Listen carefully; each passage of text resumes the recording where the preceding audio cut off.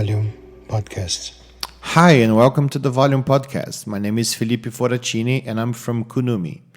In this conversation, we'll talk to Joshua Smith. Joshua is a priest, and he also talks about technology, robotics. So it's a very interesting conversation. It was a bit longer than we usually record, and was personal, deep, and interesting.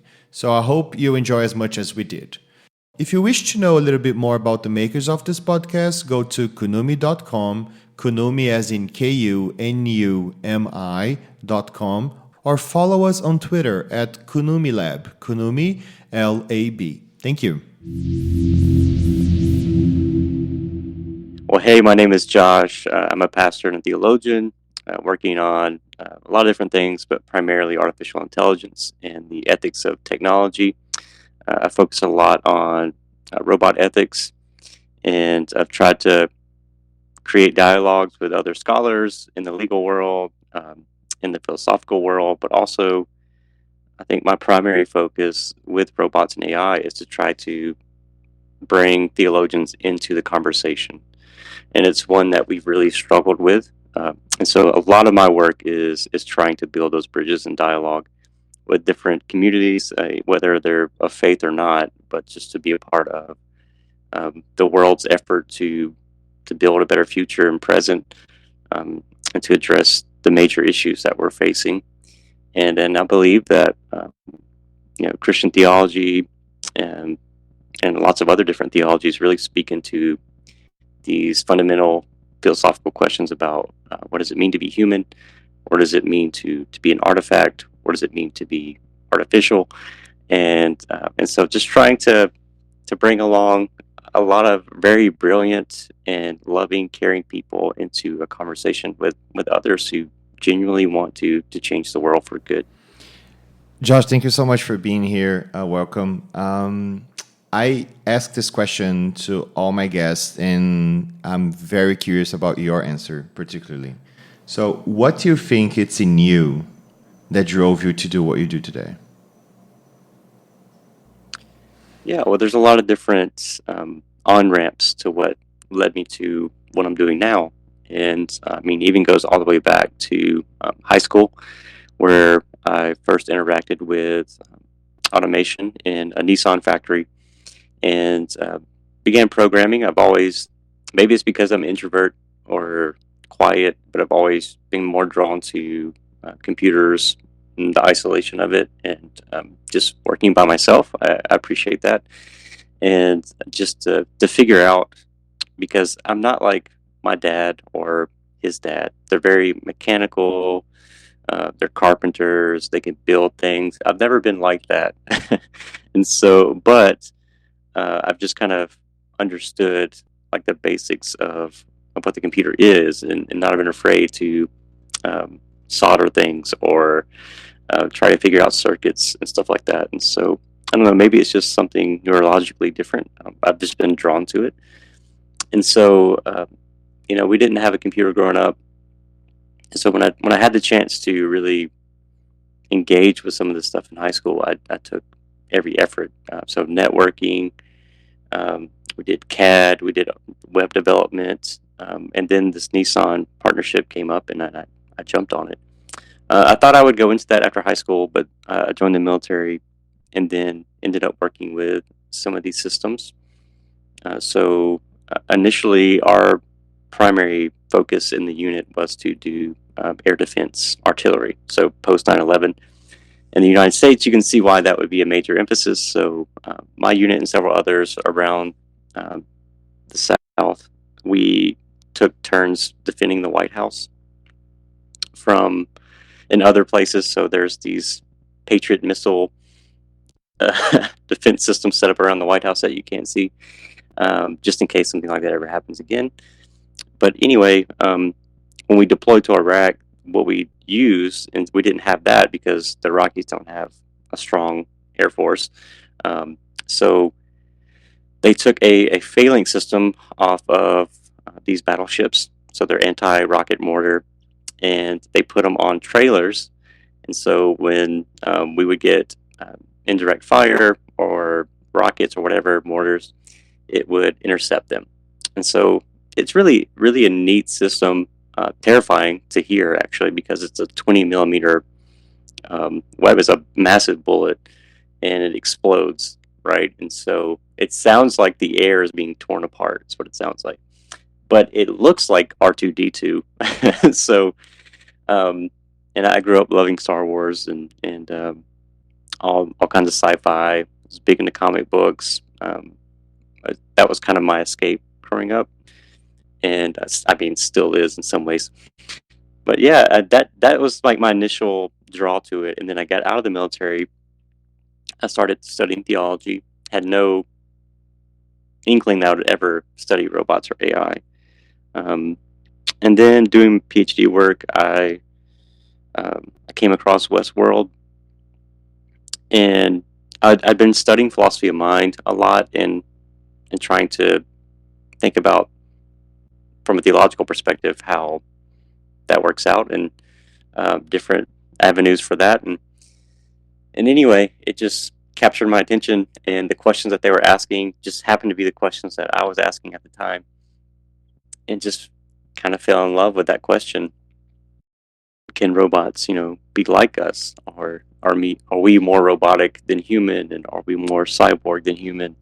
What is the future going to be like for humans and robots? Will we use them for economic gain, as we see in the park, so to speak, or will we forge a different future? So no spoilers, but I think season 3 really nailed, in a lot of ways, I think, where we're headed if we don't change some things with the system that they have. And I won't say anything about it, just in case somebody hasn't watched it yet. But it was a really well done show. I disagree with a lot of the neuroscience in it, but I think the other aspects of it just really well done. And so I was watching that, and then the Ethics Religious Liberty Commission out of Nashville, Tennessee, came out with a statement of principles on AI. And so that, married to or juxtaposed to Westworld, really like catapulted me into the study. And so I wanted to respond to that in some ways, some things that I agreed with, some things I disagreed with. Overall, though, just very appreciative of that work, because without it, I don't know that I really would have kind of pushed off into it.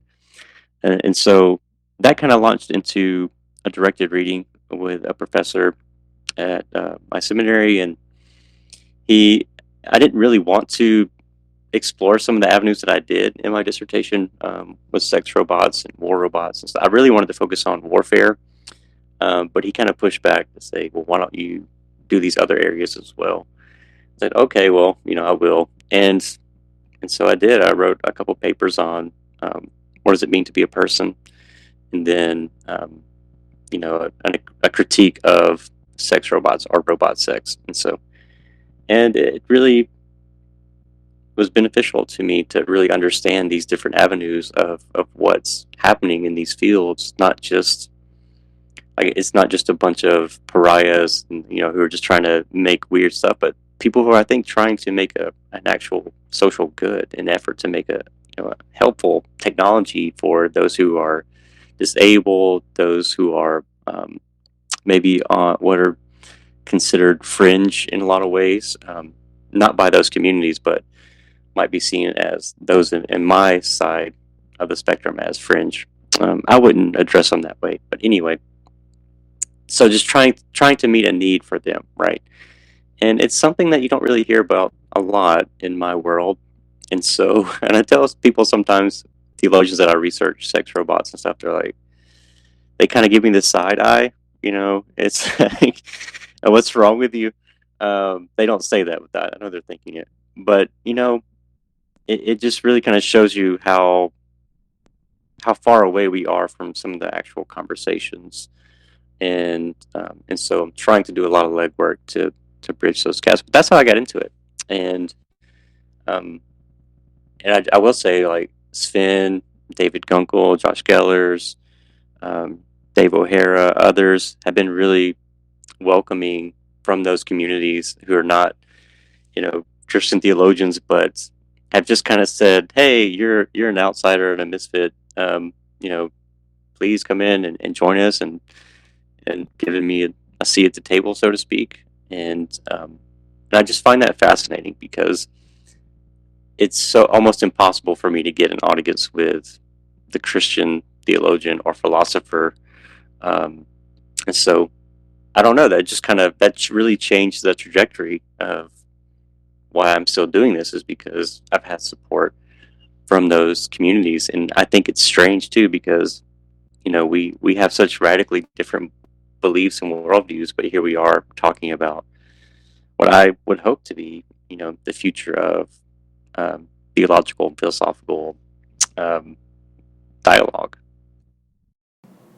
You have so many points that I want to discuss, and I have to just think about what to focus on, because we would be here for hours.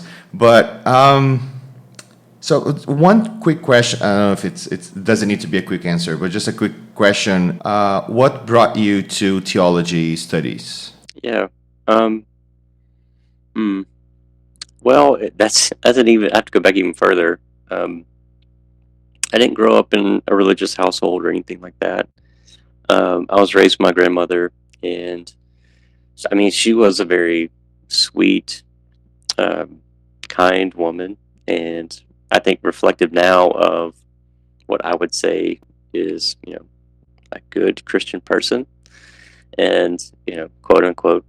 But she took me in, and I think some of it, reflecting later on, you just kind of think about these things as maybe it has to do with being abandoned. Maybe it has to do with wanting a father figure, and my dad is a good guy. He's not a bad person. He made some serious mistakes for sure, and so did my mom. But in many ways, I just wanted to be whole. I wanted to feel complete, and it was very broken. And so I kind of grew up that way, always kind of asking questions like that, even as a young kid. And my grandmother would, later tell me it would always break her heart because I would ask, where's mom? Why didn't she come around? So I've always been kind of that reflective person and a little bit melancholy. So those two ingredients are pretty good ingredients to study theology. If you if you really think about what we do and think about the problem of evil, the problem of suffering, Yeah. how can a good God allow bad things to happen to good people, etc. And so when I got out of the military, I'd already been thinking about what I wanted to do with my transition, and that's a big thing because for the last 4 years I had been on active orders. That was my full-time job. Get up, shave every day, go to work, and I was like, I don't know what I want to do with my life, but I know I want to do something, right? I got all this financial support for school and stuff, and so um, someone just encouraged me to go to this uh, Baptist college that I went to. It was William Carey University, and I did, and it was so strange to me. When I first started studying stuff, I had no category for any of these terms. I was so confused, and I was like, "What am I doing here?" I felt alienated in a lot of ways, um, and maybe this explains something about me, but I, just really struggled with that, but I stuck with it and just really fell in love with languages, especially Hebrew, and I really wanted to teach. Like I thought maybe I would teach. And I loved history, and so I minored in history and majored in religious studies or religion, however you want to say it. And then I thought, well, I got my bachelor's, and so I'll just go to seminary. And I mean, it was more thought out than this, but that was just kind of the logical trajectory of the process, right? And when we got back, or when I got back from Iraq, we were going to a church, and the pastor there just asked, hey, would you be interested to start a ministry for college students? Mind you, I'm in college too, so it's like we're not that much older than the people that we're working for Mhm. or with. So anyway, that just kind of happened almost by accident or providence, however you want to look at it. And it was almost kind of a force pushing me. And so Mm. I wouldn't say that I chose it necessarily. And so this kind of goes back to the predestination free will discussion. But yeah, it just kind of engulfed me, and Mhm. I just let it push me. And maybe that, that's just kind of how I am. I just kind of go with the flow. If this is where the river's going, I'm probably gonna float along, see what happens, and that's what winded me up, studying theology, um, and I know I've always liked philosophy, always liked to ask deeper questions, harder questions, and just to be annoying sometimes, just to be a little bit rebellious, and so I don't know. I've just always kind of enjoyed it. That it's you can ask or study anything really, and Mm. um, but I also like to really think practically too. And how does this really impact the day-to-day world of people? Not just like how many angels can dance on the head of a pin or something like that, but things that really make a difference. How do you deal with suffering, and how do you reconcile the Holocaust and that experience with God being merciful and grateful and wonderful, even, like there's human suffering in the world. How can you even think about there being a deity that is sovereignly in control? So there's all these problems, that if you're not good at math, maybe you should think about philosophy, theology, because there's different ways to work out formulas. And so that's the long answer, I guess, That's a great of how I answer. got into. Yeah. No, and I thank you for that. So what you've been writing about, or what you've been researching or working on right now? Yeah. So it's quite strange in a lot of ways, but what I'm trying to do is, so typically in theology, how this works is, to give your listener some background, is Mhm. sometimes what happens is we'll try to take the lens of a particular theologian and say, how would they think about X? So Mm. it's Jonathan Edwards, John Calvin, Martin Luther, whoever, right? And so we Mm. have these lenses or spectacles that we put on to look at things. And so I try to ask, okay, if Jesus were here, right? And obviously I believe in Jesus, so that's my bias up front.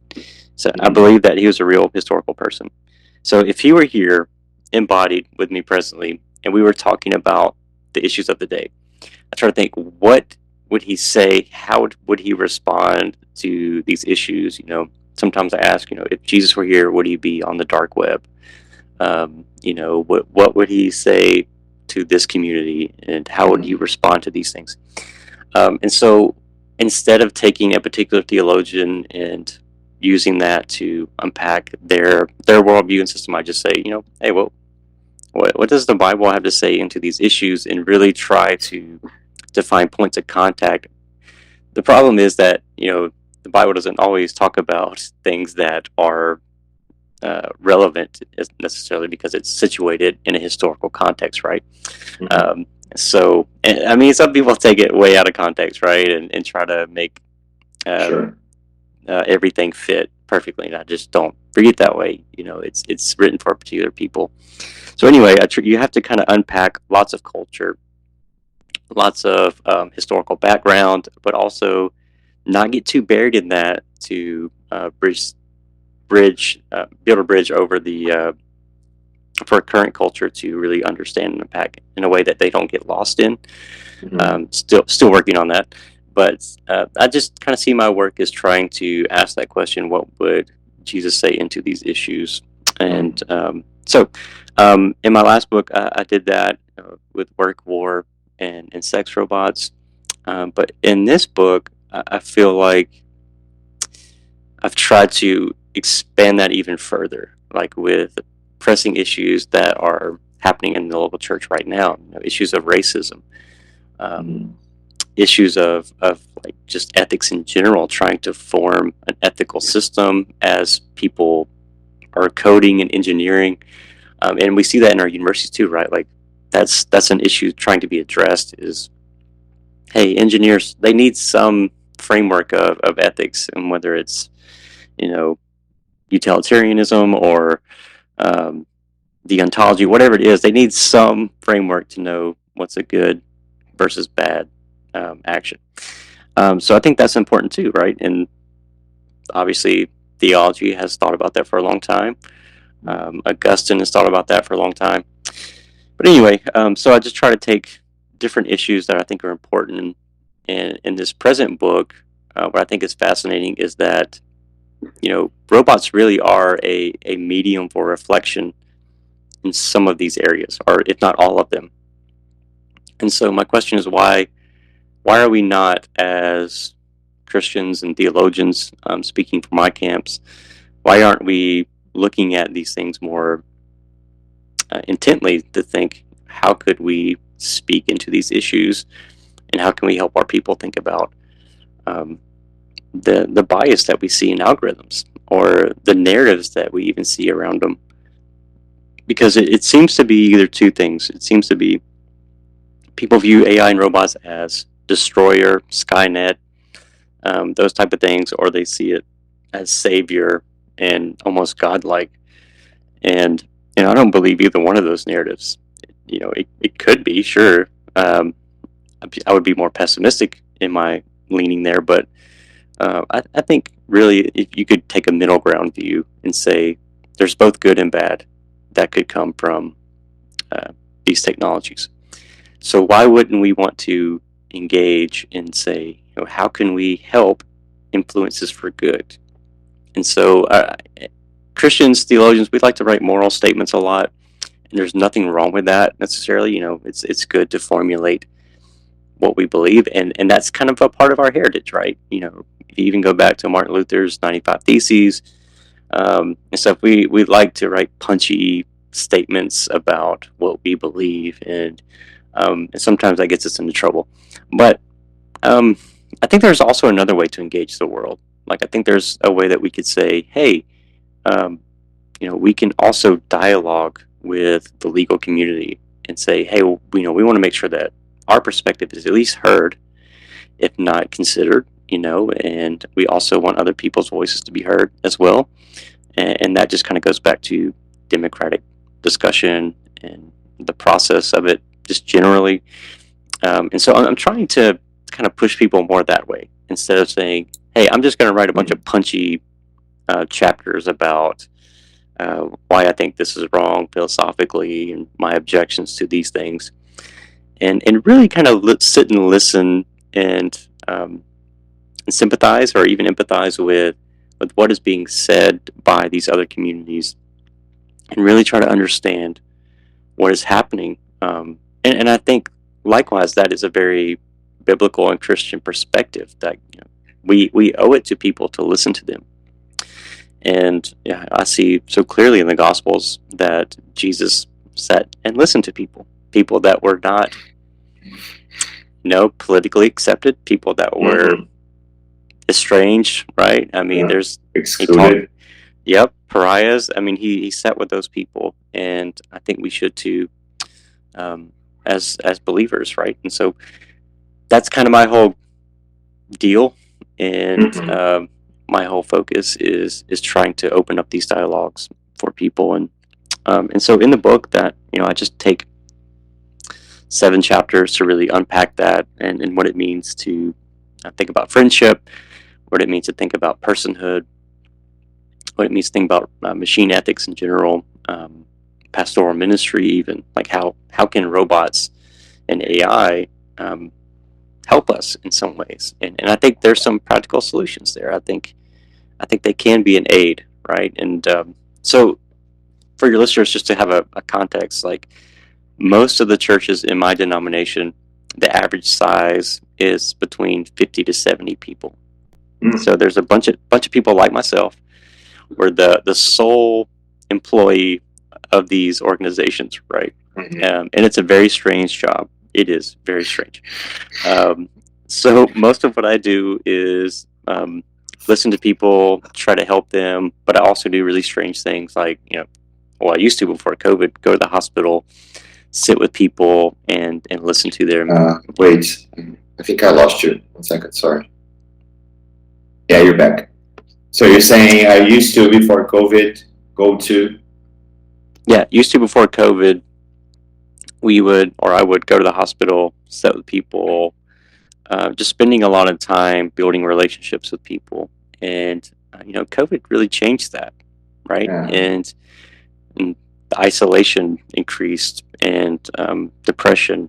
And I just started to see a lot of anxiety. And so I began to think like, man, it'd been really nice not to substitute myself or replace myself, but if I would have had some type of social robot or some type of entity that could help mitigate some of that, right? And think about Pero. It has hard empirical evidence that it does help, and nobody sees it as a threat to their human relationships. So that's what I'm interested in, man. I really think that research needs to be promoted, and that's what needs to flourish. Not this vision of Skynet or even what's happening right now with the metaverse and stuff. Like, I'm not anti that, but I think there's so many other avenues for good, and we just want to push people towards those things and at least shine a light on them and say, hey, these are the things we really need to focus on and develop. And guess what? As a consumer or a prosumer, as we really are, you have a voice in that. And you know what? You might be, redneck hillbilly person where I live, but you know what? You matter because you buy those products, right? Everybody has an iPhone just about, or an Android. You're casting your vote in some ways when you buy the latest products, and so that matters. Anyway, that's my soapbox. So how researching for your first book and finding yourself, finding your voice, and researching for this next book and what's going to come up next, how did this change you? How did that change your vision of the world? Oh, man. I think we could do a whole podcast series on that. It was really a struggle. I mean, it totally like cognitive jolt first when I was doing the dissertation work, which is what the first book is. When I was doing that work, it was so jarring to me because I had no category for it, right? I felt like I was back ground zero in undergrad studying and trying to understand quantum computing, trying to understand machine learning, and like it's so hard. And we take for granted so much. That's even the applications that we like, even just trying to make a chat bot like that. People don't think about what goes into it. Anyway, but for me personally, it stretched me a lot in my ethics, and so before all this, I would have said robots can't be persons, right? And so, and I think in a lot of ways, the biggest thing for me, legal personhood, that's a real thing, and it matters in a lot of ways. And so I think for me, I'm fighting that front too, even now. And I understand it a lot better than when I wrote the first book. And not that I fully have mastered it in any way, but I think I have a deeper understanding of what I mean by the questions that I was asking in the first book. And in a lot of ways, what you're seeing in that work is me struggling with the same questions that I'm asking is, well, how does this flesh out in our sexuality and our sexual ethics, and my perspectives have changed a little bit on, nuanced here and there. But yeah, can robots be persons? Yes. And should they be? I think, in some cases, I think they should be. And, that's like one little quip, robots can't be humans, but they can be persons. And I think sometimes it's really challenged the theological community or it should, because we see that we're exceptional as humans. And I think that's a misunderstanding of what the Imago Dei and the image of God and that text in Genesis is really about. I think it's about responsibility. Go and fill, subdue the earth. Well, that's about ensuring, in my opinion, about ensuring that all aspects of creation flourish, not just human relationships. And so, if I am truly a more superior being, then that comes with a responsibility to make sure that, wildlife is taken care of, that the environment's taken care of. And what I see and what I was challenged by is that maybe our human exceptionalism, which how it's referred to, has led to a lot of these, disregard for ecology and for how we use our resources and how we view oppression and how we view the minority and all these things. And I didn't get to get into all that in the first book or in the dissertation, but I've started to address that in the second one. So I'm making some progress. It's not exactly where it needs to be, but at least I kind of get to address those questions again. So I'm thankful for a second chance, because I'd hate to think that that first one was just where it ended, right? So I'm trying to ask these questions for the first time as a theologian in a lot of ways. And there's been others before me, Noreen Hirschfield, Ann Forrest, and others who really paved the way. Lots of females, by the way. Not a lot. The male visions of robotics tend to be very myopic, and so I don't know if this is just like the feminist perspective in general, but seems to trouble a lot of those male categories and understandings, and which I found just quite fascinating and helpful. That they're challenging the views of sexuality, challenging the views of how we view the planet and how we view the other, right? And I think that's just fascinating, and it needs to be said. So even with how we deal with children, right, that those perspectives have deeply changed over the last 50 years. You think about how children are viewed; they weren't valued 50 years ago the way that they are today. So man, there's just so many questions in that book that I think went unanswered and went unsatisfied in a lot of ways, at least for me. So how I felt about it was a lot of depression. It was a lot of just like, I don't know, deep, dark places that it took me to, and I was just ready to be done with it in a lot of ways. And I did. I finished it. So that was the most important thing for me, to get rid of it. And I really thought I would be done, but it was only the beginning. And so I'm still new to the field, but I'm trying to make my way as far as like, this is where I stand on these perspectives. And you're right. In the second book, it's more like, hey, I think this is where we need to go with some of these technologies. And the first book, I didn't get to really develop that as much, and it was more broad. So I think that a lot of people, when they hear you say, some will feel like, oh, this doesn't make sense, where Jesus go into this. But some people would say, oh, this is so good. I'm so glad you're taking your time to, translate this into, translate the world that we live into. So it's so important to have someone to say, so, metaverse. Well, and then try to find a parallel, between, how to be a better person, or how to be, just ethical, and, which is not a specific Christian, but it's a Christian, legacy in a way, or something that Christians defend and should. So when you're translating or when you're speaking to people, how do you see the impact in their vision or in their lives? Usually this question is, how do you think your work impacts whoever is listening to us? But I'll go a little bit more personal, since your work is so close to your community, but you also do this research that goes into the world. How do you see this impacting? Yeah, it's a good question, and I think I'm not sure that it's come to my world, if I could explain that. Like I feel like I live in another universe sometimes. And so, the people that are interested in this question, people like yourself and others, they live far away from me geographically. And so it feels it's refreshing to know that there are people like yourself and others who will at least entertain the question, that, like, say, hey, this guy has a valid voice in this and we want to ask his opinion. So I'm extremely grateful for that.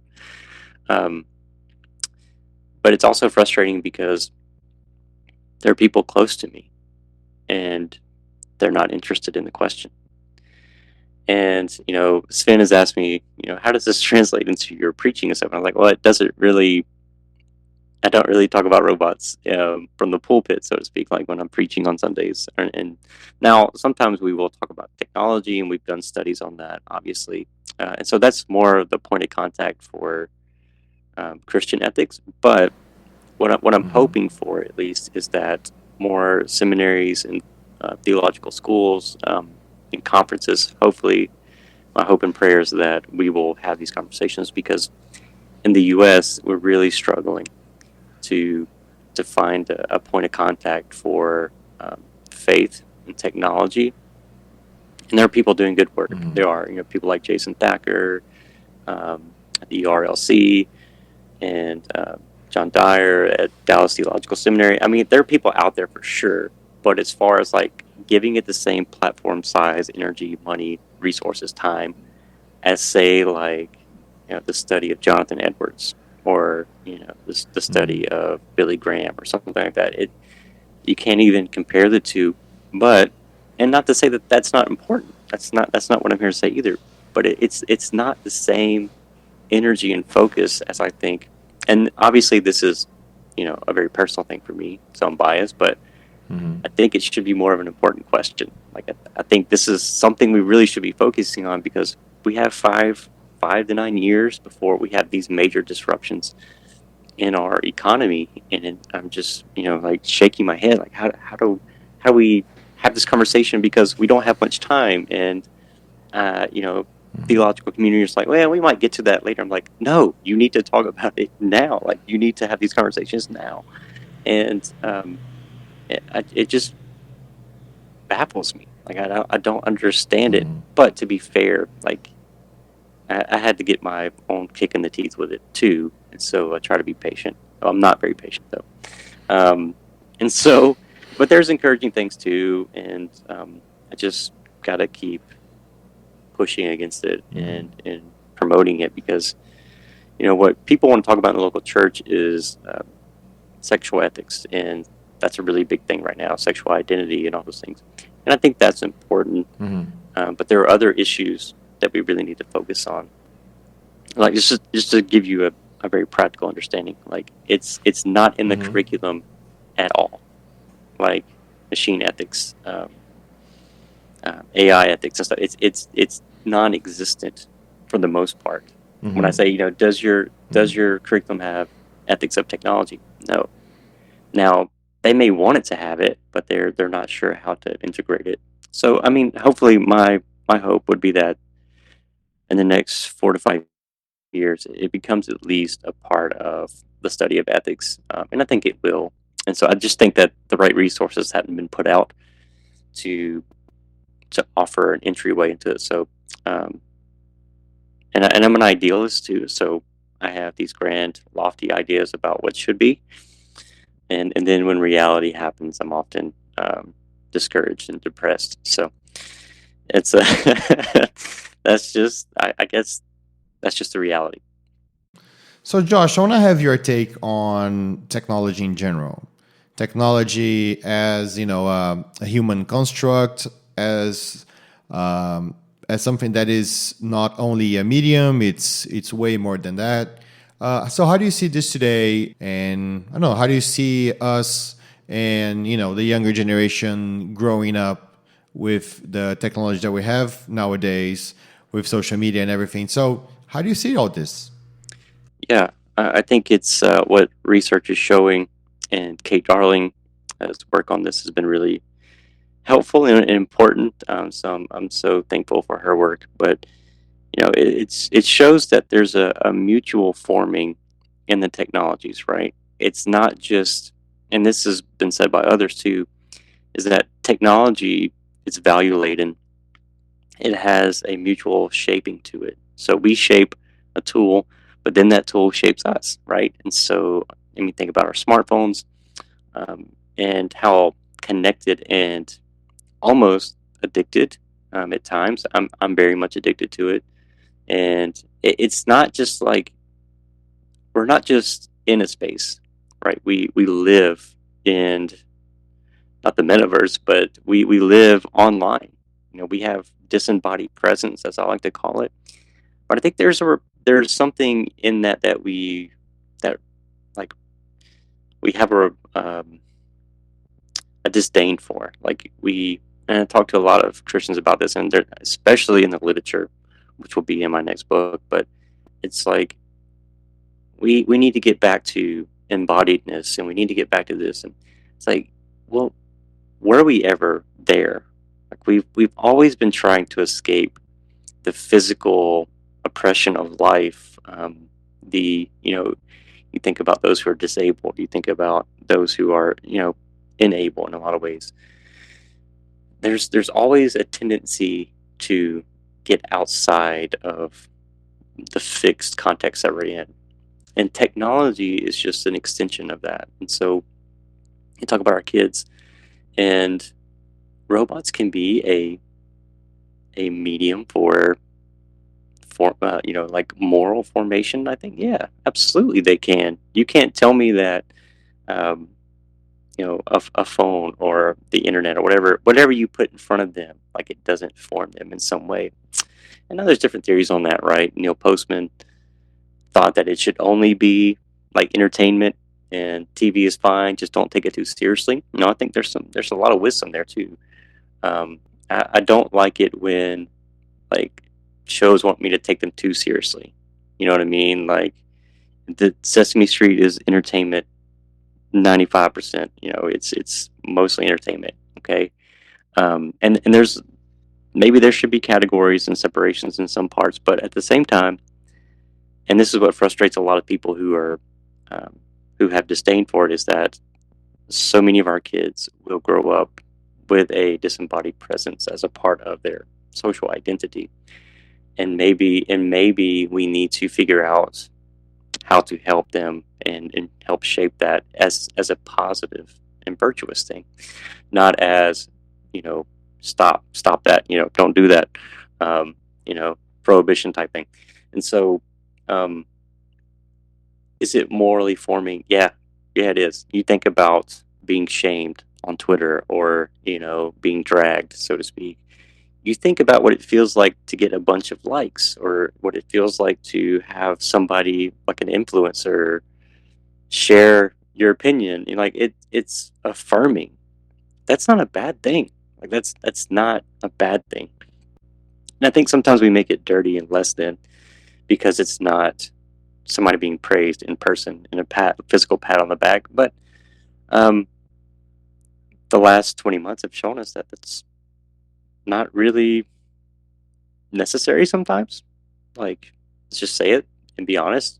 Some people prefer virtual mediums, and or media, but that's okay too, right? And so I don't know, but there's a balance for sure to be had. And especially if you deal with this with like moms and stuff, they worry about, is my kid getting enough, too much screen time, and and we just like shame everybody for that. And I don't know, maybe we could take more productive and positive views of it. And so, like video games are going to ruin your kids, and that was the mantra for me growing up. But actually, you know what ruined a lot of people? Fox News. You know what really drove people crazy? Misinformation on Facebook. And so not Facebook necessarily, but the point I'm trying to get at is that it's not the technology. It's just, it's embodying or disembodying, however we need to say it, it's what's already there inside of me. It's just drawing out and is a mirror to reflect what's inside Jesus talks about that when he says, "Out of abundance of the heart, the mouth speaks." Well, out of abundance of the heart, the fingers tweet. You could say it that way. And so that's just the reality of it. And it's just going to be there for our kids. And I'm trying to think differently. And it kind of it's kind of strange too, because you think about it. We can't physically see God for people that believe in God. Okay, so he's a disembodied person. Okay, but yet we make disembodiment less than in a lot of our theologies that are coming out about social media, about virtual reality churches and stuff like that. So my question is, are we making God's disembodied presence less than by saying that we only value in-person church services? And I feel that in a lot of ways. I feel that too. Like, our church attendance went down when the restrictions were, loosened and stuff, and some people are not coming back. But I think the problem is, for me, it just makes my job harder. And it's not that those people don't like me or that they don't want to be there, but that they have serious concerns about not being there. And so now I have almost like two different bodies, so to speak, to minister to. And so I think perhaps some of our resistance has been we don't want to deal with that disembodiment. And I don't know if this is answering your question or not, but No, that's a great answer. There's one thing that I try to do with my kid is that try to explain to him how technology works. Although he's 6, I just wonder if he, in understanding a little bit what's behind the construction, behind that business, behind that idea, will he be more in control, or would he be able to keep a distance from technology in a way that's it's I don't know, more critical and understandable. Even though okay, he really wants to play, he wants video games and stuff, but so this is what's happening. that's a good point, about the distance that we are realistically able to make between the technology and ourselves. Because I don't know that we're that great at the distance, like pushing it away. At least speaking personally, like it becomes such a part of your identity and who you are, especially if it's how you find affirmation, right? And I think that's a really big thing that I even with adults, like I'm not just kids. And this is my question. So I'm always asking questions with questions. So I'm sorry about that. But it's like we at the same time we shame kids who are on TikTok or whatever, and they may or may not be doing lucrative things to get likes or whatever. But at the same time, that comes from a place of wanting affirmation, and um, maybe they just like it. Maybe it's just the addiction to the dopamine hit that you get, which I completely understand. Um, or maybe it's has more of a psychological undertone to it, where um, they didn't get affirmation when they needed it. And we've known since the 1950s how important not just food, clothing, shelter is, but being loved and hugged. And as someone who didn't get that, I can sympathize with like wanting to get it from other people. And so, I mean, I'm just brutally honest with myself. I don't see any point in masking who I am. But I enjoy that. I do. And I appreciate it. And so I think some people, like, they don't understand that because they got all those, critical moments of affirmation and love and acceptance. And a lot of us did not get that. And I'm not making an excuse for my behavior or other people's behavior, but I'm just saying I understand that this is why it's so powerful.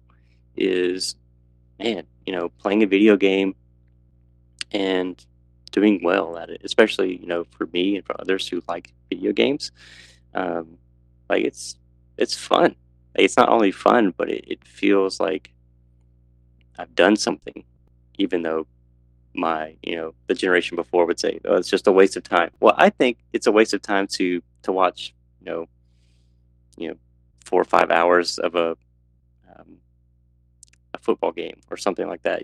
Like I don't get the same satisfaction from that. So I'm not judging you. Don't judge me, um, type thing. But anyway, for our kids, we try to put barriers that protect them, like yourself, and even with like the Roomba and stuff, and other robots in our house, you need to treat it with respect. And I think for me, even if you don't believe that there's some, I don't believe my Roomba's conscious or anything, but even if it was or isn't, that's not the point for me. It's the fact that you are a steward, to use a biblical term. You are a steward and responsible for this piece of technology. So kicking it, throwing it against a wall, or if you're not taking care of it, that's just not being a good manager of the resources that you have.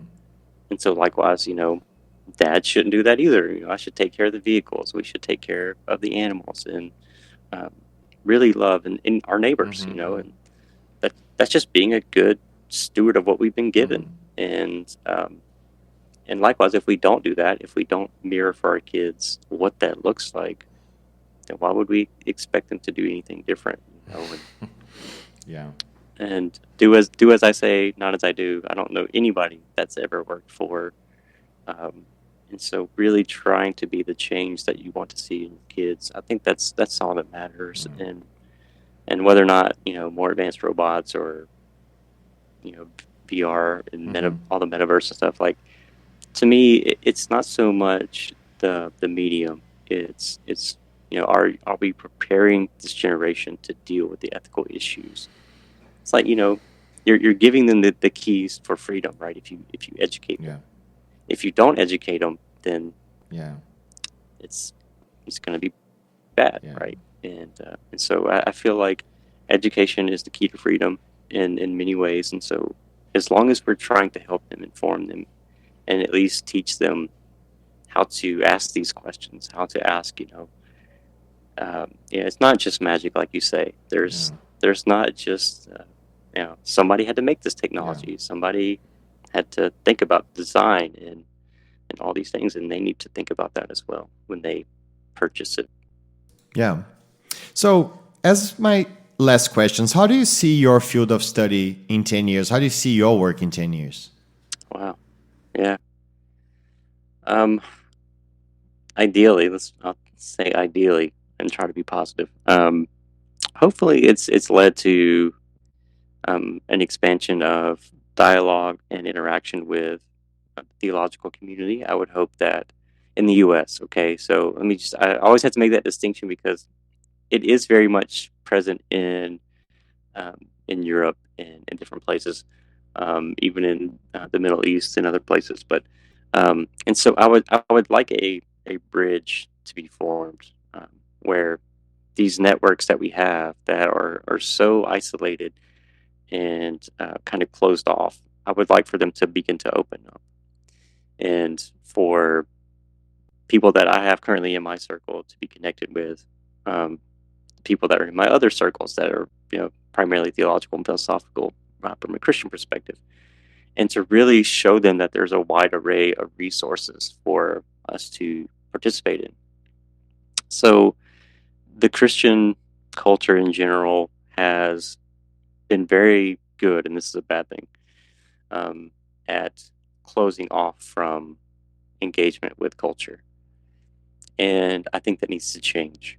And so I would love to see investment in technologies. I would love to see, and it's a little bit different in the U.S. how it works in the legal world, but at least Christian legal scholars or whatever, not that we form some kind of guild or anything like that, but that people who are Christian and also a legal scholar or whatever are engaging and understanding what the implications are for, privacy, for trade, for the gig economy, all these things.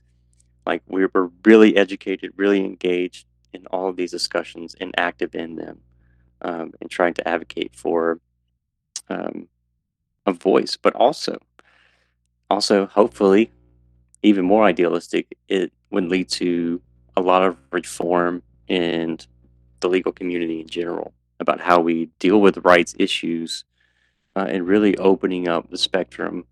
Not to say like Christians are real big on these are my liberties, and this is something I deal with in the book. The second book is that when the New Testament writers talk about that, they're talking about things that they've given up, right? And so where is that in our current discussion about um, different fringe communities having same equal rights? And in a lot of ways, I see reflected in this literature and the discussion about robots. Like it's almost like, do you not see the similar language that was made between why certain people are not allowed to have rights, certain people are not allowed to have land?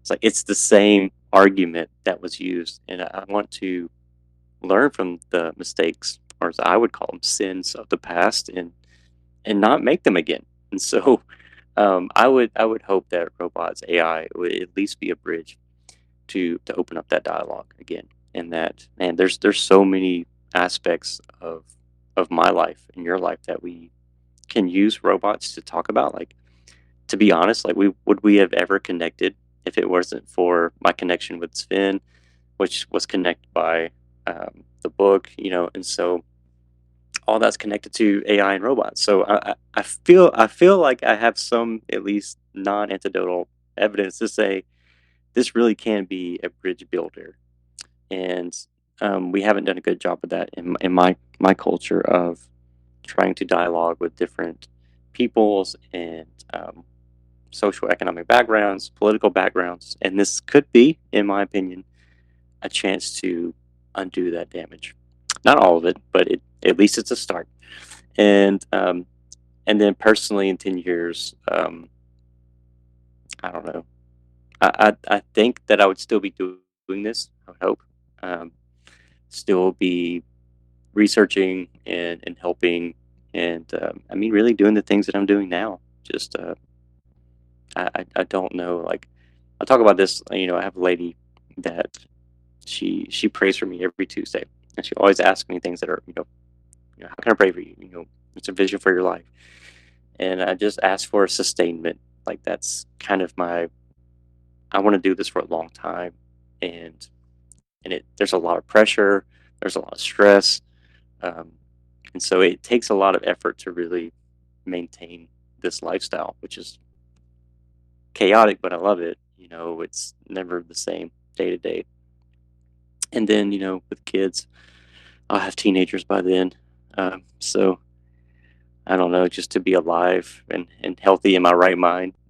So, but no, professionally, I would love to teach more and or at least get into that sector, and really help the theological community get into these conversations. So I don't know, man. The door is wide open, and we're just only beginning to think about this question in the U.S.